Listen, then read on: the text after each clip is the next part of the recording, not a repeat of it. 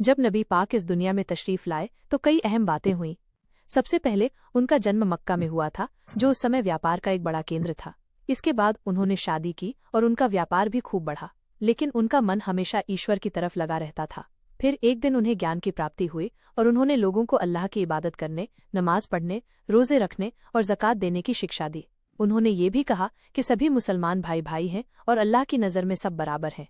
इसके अलावा उन्होंने कुरान और अपनी सुन्नत को लोगों के लिए छोड़ा ताकि वे कभी गुमराह न हों। इस्लाम धर्म का प्रचार करने के लिए पैगंबर मोहम्मद ने सबसे पहले अपने परिवार और करीबी दोस्तों को इस्लाम के बारे में बताया। जब उन्होंने इस्लाम स्वीकार कर लिया तो उन्होंने मक्का के लोगों को भी इस्लाम के बारे में बताना शुरू किया। उन्होंने लोगों को अल्लाह की इबादत करने, नमाज पढ़ने, रोजे रखने और ज़कात देने की शिक्षा दी। उन्होंने ये भी कहा कि सभी मुसलमान भाई भाई हैं और अल्लाह की नज़र में सब बराबर हैं।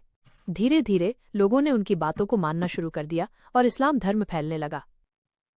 आज इस्लाम दुनिया का दूसरा सबसे बड़ा धर्म है। दुनिया भर में लगभग 1.8 अरब मुसलमान हैं। इस्लाम एशिया, अफ्रीका और यूरोप के कई देशों में फैला हुआ है।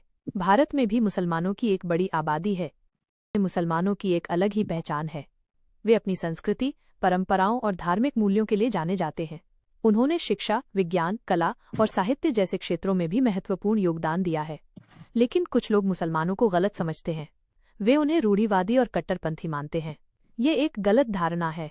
मुसलमान भी दुनिया के बाकी लोगों की तरह ही हैं। वे भी शांति और सद्भाव में विश्वास रखते हैं। सुनिए, अगर आपको ये वीडियो पसंद आया तो इसे लाइक और शेयर करना न भूलें।